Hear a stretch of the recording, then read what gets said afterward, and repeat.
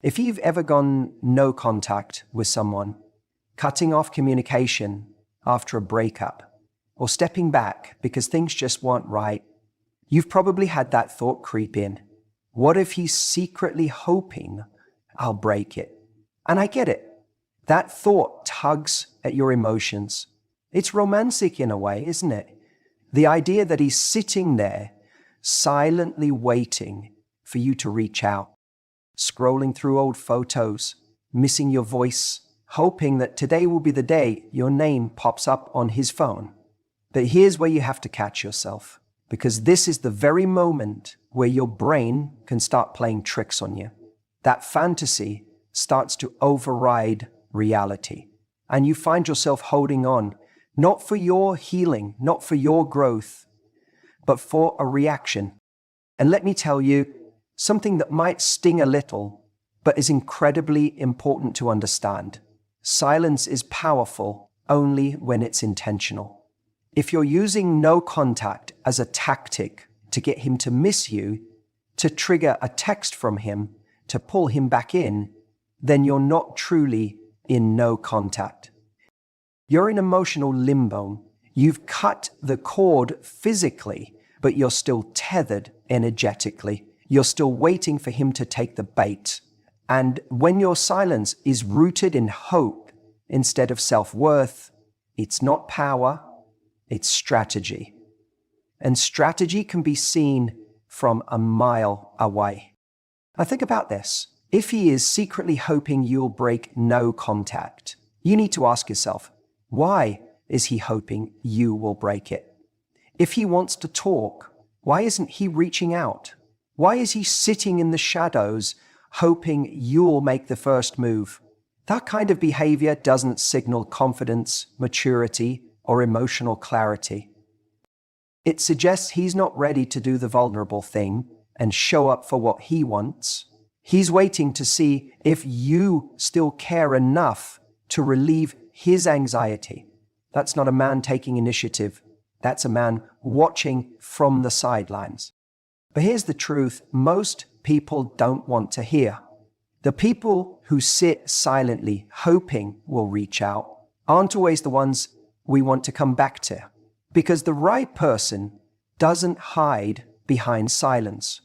The right person reaches out. They own their feelings. They take responsibility. They say, hey, I've been thinking about you. Can we talk? That's what emotional maturity looks like. That's what growth looks like. So if someone's just waiting for you to break the silence, you have to wonder, is he hoping for reconnection or is he hoping for reassurance? And those two are very different things. You can't build a real connection with someone who just wants to feel wanted again. And I know how hard that can be to swallow, especially when your heart still feels connected. But here's where the shift needs to happen.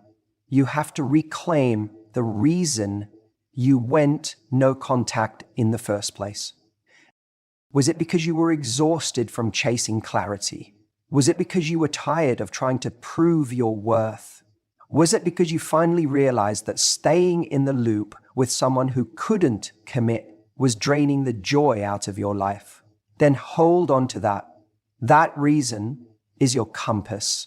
That reason is what protects you from breaking the silence just to get a hit of temporary validation. Because breaking no contact shouldn't be about scratching an emotional itch. It should be a decision that comes from clarity and self-respect. It should come from you knowing that reaching out aligns with your values, your peace, your growth, not just your loneliness. And more often than not, when you do reach out from that place of longing, hoping that maybe he's thinking about you too, you're left disappointed because he might reply, sure, he might even be friendly, but there's no intention, no effort, no change, just a familiar voice reminding you why you had to walk away in the first place. That's why silence is only powerful when it's anchored in intention. When you decide this isn't working for me anymore, and you take space not to manipulate, but to heal, that's when the silence becomes strength. That's when you grow. That's when you find clarity. You stop wondering what he's doing or thinking or feeling, and you start focusing on your life again, your joy, your purpose. You build something that isn't dependent on his attention to feel real. And here's the kicker. When you reach that place, you don't need him to reach out anymore. You don't care if he's secretly hoping or silently watching. You're not playing a game. You're living your life. And in that moment, the power shifts. Not because you won, but because you let go. And that kind of peace, that kind of freedom, that's far more attractive than any text he could ever send. So when that thought creeps in, what if he's hoping I'll break no contact? Ask yourself this instead. Do I even want to be the person who breaks it? Or am I ready to be the person who doesn't need to? Because the moment you choose silence as a boundary instead of a bait, that's the moment you start choosing yourself. If he's silently hoping you'll come back, ask yourself, why isn't he doing anything about it? It's tempting to romanticize this idea, right? That he's sitting there, quietly longing for you, that every time his phone buzzes, he hopes it's your name lighting up the screen, that he's scrolling through old photos, replaying your last conversation, thinking about what he should have said. And sure, maybe some of that is happening. But if that's all it is, just thoughts, just hope, just silence, then it's not enough. Because here's the truth. Hope is not a strategy. Clarity is. You can't build a relationship or rebuild one on the assumption that someone might be feeling something. You can't navigate your next move based on a possibility. And most importantly, you can't let your peace, your progress, and your power be held hostage by someone else's inactivity. We've all had moments where we say to ourselves, I wonder if he misses me. And sometimes that thought brings a kind of comfort. Like, maybe if he does, maybe if he's out there thinking of me, then this space between us isn't really a rejection. It's just unfinished business. But here's the catch. What is he doing with that thought? Because people can feel something and still not be ready. People can miss you and still not be the right person for you. And people can sit in silence, not because they respect your boundary, but because they're waiting for you to break it. They want you to be the brave one, you to be the vulnerable one, you to put your pride on the line and reach out first. Because that way, and that's not connection, that's avoidance. It's easy to look at no contact like a test. Let me see if he cares enough to come after me. But let's be real. If someone needs complete silence to suddenly realize they care about you, then what were they doing before? Why didn't they value you when they had access to you? Silence is not a magic spell that transforms someone. Yes, it can create space, it can trigger reflection, but it doesn't change someone's emotional availability, their effort, their communication style, and if it does, if it suddenly brings clarity to them, then that clarity has to come with action. Words matter, thoughts matter, but in love, action is what tells you everything. If he's sitting back, silently wishing you'd break the no contact, that's not romantic, it's passive. And passivity can be dangerous when you're trying to build a healthy dynamic, because you'll be the one always bridging the gap. You'll be the one managing the emotion, steering the conversation, initiating the healing. And that's not love. That's labor. You deserve someone who doesn't let silence grow like a wall between you. You deserve someone who says, I've thought about you and I'm ready to talk. I don't want to lose this. not someone who waits for a sign, a breadcrumb, or a text just to know whether it's safe to care again. You're not here to do emotional gymnastics. You're not here to decode someone's silence. And if he's hoping you'll break no contact, ask yourself this. Is it because he's scared to lose you? Or is it because he doesn't want to be the one to look vulnerable? Because there's a big difference between I miss you and I miss being in control. One is rooted in growth and reflection. The other is rooted in ego and avoidance. You breaking no contact might relieve him, but that doesn't mean it will change him. That moment of thank God she texted might make him feel good, but what does he do with that relief? Does he step up, show up? Does he apologize, explain, ask to try again? Or does he just enjoy the comfort of knowing you're still around? You're not a security blanket. You're not a fallback plan. You're not a source of validation for someone who doesn't want to do the hard emotional work. The harsh truth is, if he really wanted to repair what was broken, no contact wouldn't stop him. His pride wouldn't stop him. His fear wouldn't stop him. Because real feelings push past discomfort. Real desire shows up even when it's hard. And you might say, but maybe he's scared to. Maybe, but fear isn't an excuse for inaction. If you're scared and still showing restraint, still holding your boundary, still doing the work to protect your peace, then he can be scared and still do the work too. Two people can be scared, but only one is showing courage. So don't wait for a maybe. Don't act on a guess.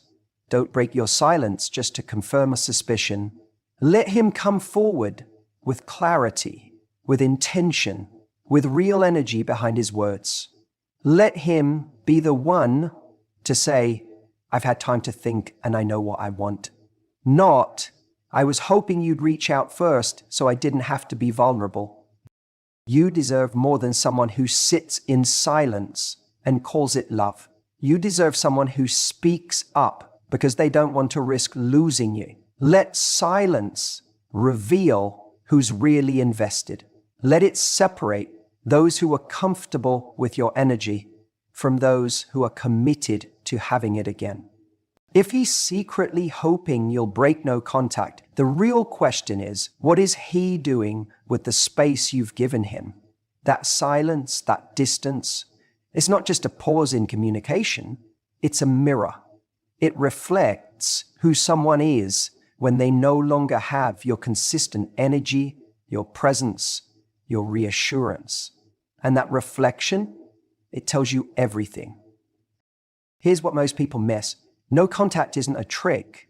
It's not some magic spell to get someone to chase you. It's not a tool to punish someone or make them miss you just so you feel better about yourself. It's a boundary. It's saying, I'm stepping back. I'm creating space because something here wasn't working for me. Something felt one-sided, unclear, or emotionally unsafe. And that space, that pause, is where you get to watch the truth unfold.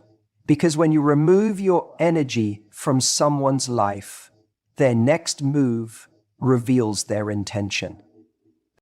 You see, if he's hoping you'll break no contact, that hope is passive. That's someone sitting on the sidelines, silently watching and waiting. But waiting for what? For you to break first? For you to give in? For you to be the one who says, I still care, while he risks nothing? That's not strength. That's comfort. That's someone who wants the benefit of your presence without doing the work to deserve it. Because here's the reality. A man who truly values you doesn't use silence as a hiding place. He uses it as a wake-up call. If he really misses you, if the space made him realize what he lost, he doesn't just hope you come back. He acts. He reaches out. He initiates. He owns his part. And he doesn't do it to relieve the discomfort of silence. He does it because clarity hit him harder than he expected. But if he's sitting there hoping you'll break it, that's emotional laziness. That's saying, I want her back, but I don't want to risk rejection. I want her to make the first move so I can still keep my pride. And that right there is where you need to be honest with yourself. Because if you do break no contact, if you're the one who reappears, you're not just ending a silence. You're sending a message. You're telling him, you don't have to step up. I'll always come back. And once that pattern starts, it's hard to break. You become the emotional leader in the relationship. You do the hard work, the reaching out, the mending, the forgiving, and eventually that imbalance drains you. Because deep down, you know, if someone truly wanted to be with you, they wouldn't leave it up to chance. Let's be real. It's easy to sit with vague feelings of missing someone. It's easy to reminisce, to feel nostalgic, to miss the comfort. But it's hard to take ownership. It's hard to say, I messed up. I should have done things differently. I want to fight for this. That kind of vulnerability requires courage. That kind of effort shows intention. And if he's not showing that, if he's just quietly sitting in the background, hoping you'll make it easy for him, that tells you what you need to know. People reveal themselves in the silence. They reveal what they're willing to do when no one's making it easy. And if he's not coming forward, if he's not choosing to close the gap between you, then it's not because he's confused. It's because he's comfortable. Comfortable enough to wait.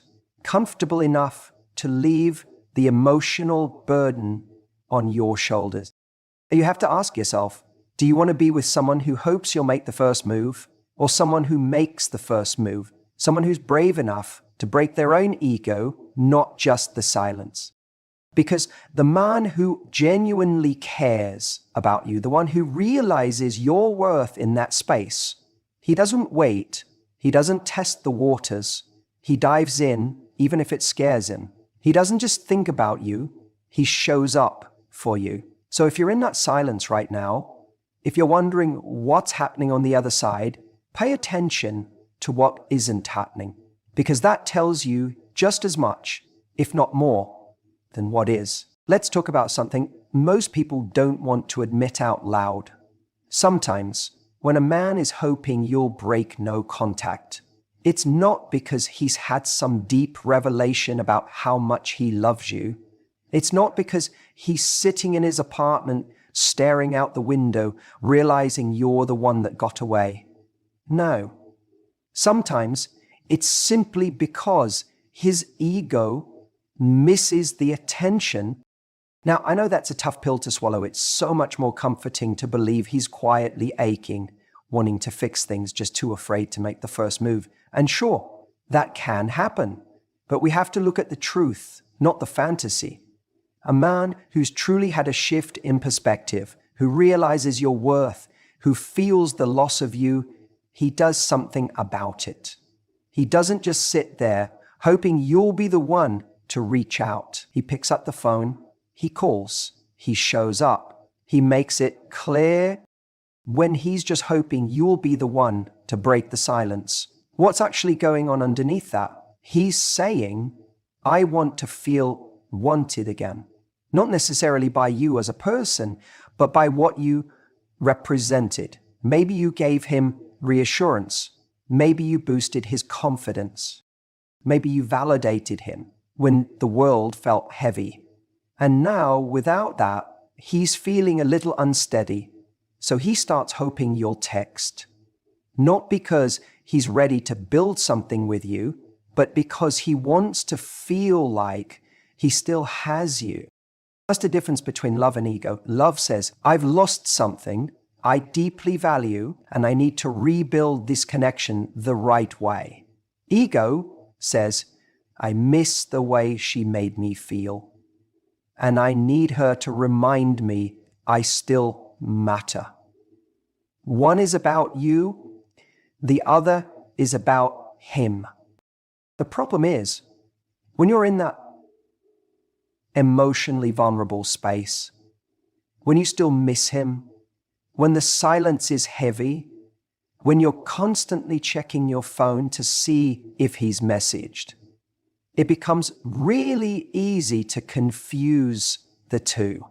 You think maybe he's hurting too. Maybe he's just scared. Maybe if I reach out, it'll make things better. But you have to ask yourself, who are you doing it for?